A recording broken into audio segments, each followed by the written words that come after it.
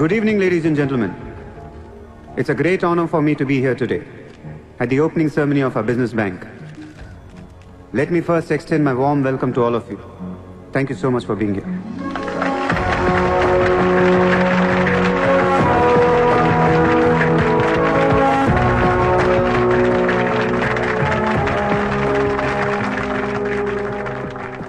अपने देश को आगे ले जाने के लिए, देश की तरक्की के लिए एक युवा सूर्या ने बैंक खोला।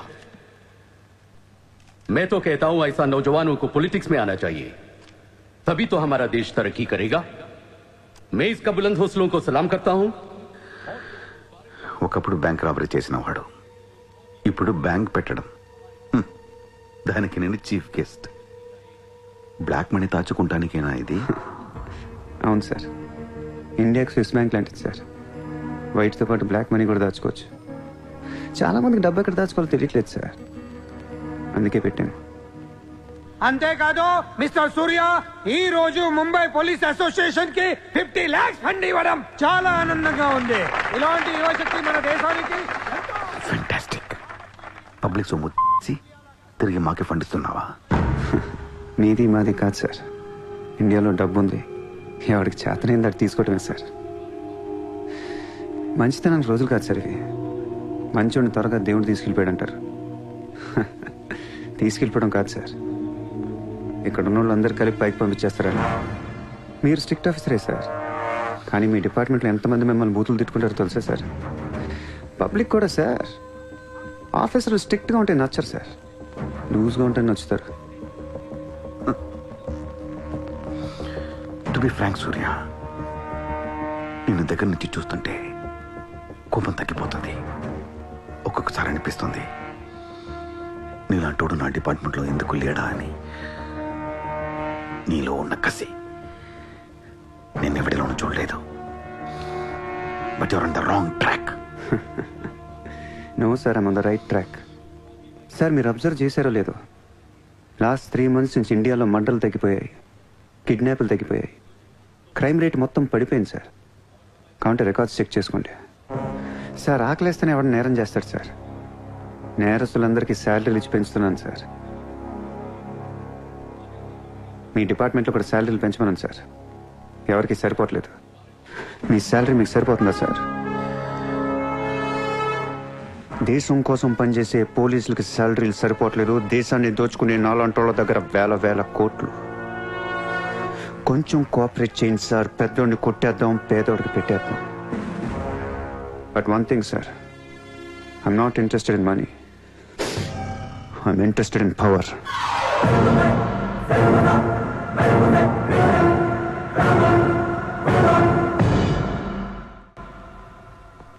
सूर्या, तुम हमें बहुत पसंद आया। तुमने जिस तरह लालू को सपोर्ट किया, हमें बहुत खुशी हुई. నువ్వు ఢిల్లీ ఎప్పుడు వచ్చినా నన్ను కలు. ఢిల్లీ నుంచి నీకేం కావాలన్నా నన్ను అడుగు. నీ ఢిల్లీకేం కావాలి? క్యా? నీకు ఢిల్లీ కావాలా లేదా? ఢిల్లీ మీద ఎక్కి కూర్చోవాలని ఉందా లేదా? बहुत है, क्या करेगा तू? రేపు ఎలక్షన్లో మీ పార్టీయే గెలవాలి, మీరే రూల్ చేయాలి. ఎలక్షన్కి అయ్యే ఖర్చు నేను పెట్టుకుంటాను. ఎంత పెట్టగలవు? ఇండియాలో ఎంపీగా పోటీ చేసే ఏ క్యాండిడేట్ అయినా సరే జేబులోంచి ₹1 తీయాల్సిన అవసరం లేదు, మొత్తం నేనే ఇస్తా. అసలు నీకు మొత్తం ఇండియాలో ఎన్ని సీట్లు ఉన్నాయో తెలుసా? ఒక్కొక్క సీటుకి ఎంత ఖర్చు అవుతుందో తెలుసా? యావరేజ్ ఒక్కొక్క సీటుకి 20 కోట్లు ఖర్చు పెట్టినా 10,000 కోట్లు అవుద్ది. ఇష్టం మాట్లాడేంటి అసలు? నీకు లాస్ట్ టైం ఒక అహ్మదాబాద్ లోనే 60 కోట్లు ఖర్చయింది, జైపూర్ 25, జైసల్మేర్ 35, జబల్పూర్, కాన్పూర్, కోల్కతా, హైదరాబాద్, చెన్నై, రాజ్కోట్, పనాజీ, నాసిక్, బెంగళూరు, కొచ్చి, కొల్లం, ఉడిపి, ఇలా దోల్ తీర్పై సెంటర్లు ఎన్నో ఉన్నాయి. అంతా చండీగఢ్, ఛత్తీస్గఢ్ లెక్కలు చెప్తావేంటి? మొన్న ఒక కడపకే 250 కోట్లు ఖర్చయింది. అన్నిసార్లు ఓటు 500కు దొరకదు, కొన్నిసార్లు 5,000 కూడా పెట్టాల్సి వస్తుంది. ప్రాణం పోయినా సీటు కావాల్సిన సెంటర్లు కొన్ని ఉంటాయి. అక్కడెంత ఖర్చు అవుద్దో ఎవ్వడికి తెలియదు.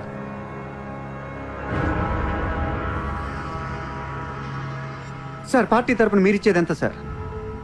వాళ్ళు పర్సనల్గా ఎంత ఖర్చు పెడతారో తెలుసా సార్?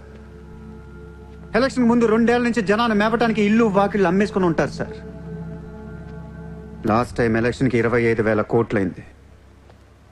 ఇప్పుడు ఖర్చులు పెరిగాయి కాబట్టి ఇంకో పావులా వేసుకుందాం. ఈసారి ఎలక్షన్కి 35,000 కోట్లు అవుతుంది. మొత్తం నేనే ఇస్తా.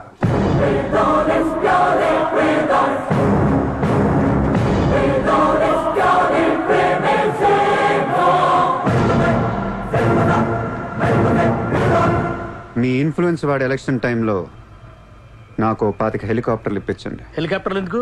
డబ్బులు పంచడానికి రా ఎర్రి.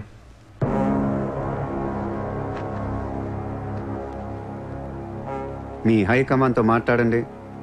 మీ సార్కి ఈ సూర్య గురించి చెప్పండి. సార్ నాకు ఢిల్లీ నుంచి ఏముంది సార్, నేనే మీకు ఢిల్లీ ఇస్తాను.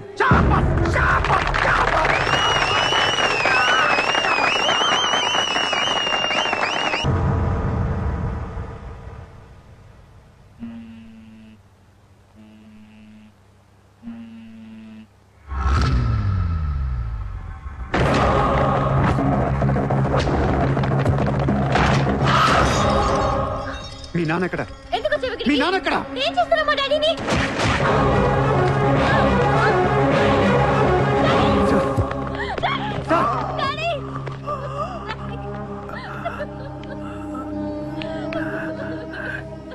జయదేవ్,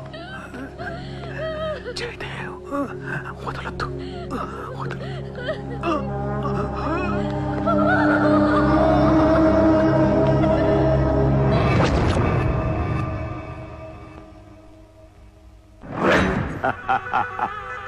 గోఖలే పోయాక నన్ను ఇంకెవరేం చేయగలరు?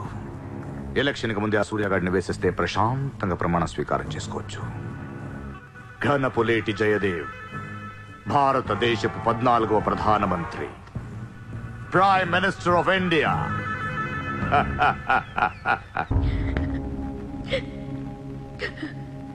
నేను నీలాగే ఏడ్చాను. 14 ఏళ్ల వయసులో ఇంతకంటే ఎక్కెక్కేడ్చా.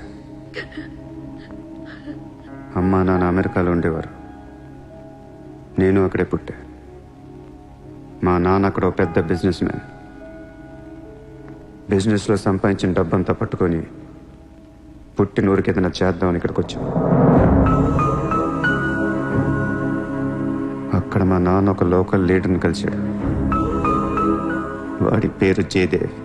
ట్రస్ట్ ఓపెన్ చేస్తున్నాను మా అమ్మ నాన్నలు నమ్మించి డబ్బంతా దోచుకొని నిర్దాక్షిణంగా చంపేశాడు. దారుణంగా కత్తులతో పొడిచి చంపేశాడు.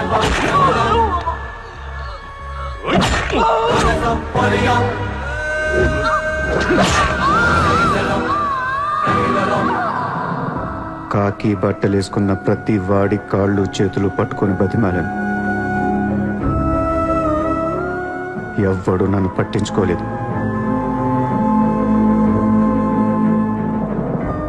ఏ దేవుడు నా కోసం రాలేదు. చెప్తే వినపడదా? ఇక్కడే పడి ఏడుస్తావేంటి?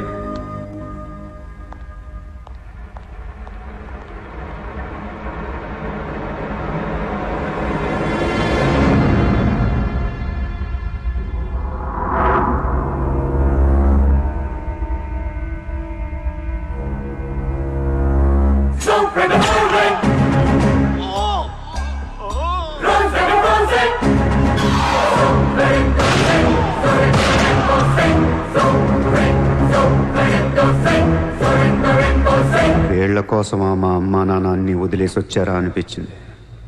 ఒక్కసారిగా అనాథనైపోయాను. తినటానికి తిండి ఉండేది కాదు. రోడ్ల మీద పడుకునేవాడిని. ఒక కుక్కని తన్నట్టు కాళ్ళతో తన్నేవాడు. అసహ్యం వేసింది.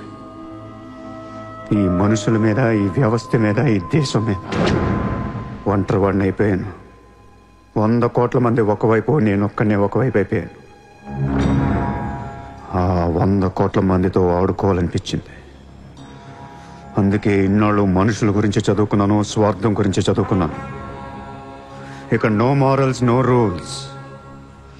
ఎవరన్నా పొడవాలని చూస్తే పొడి చేయటమే, అన్యాయం చేయాలని చూస్తే అంతు చూసేయటమే. కనపట్లేదు కానీ ఆ దేవుడి మీద కూడా పక్క తీర్చుకోవాలనిపిస్తుంది.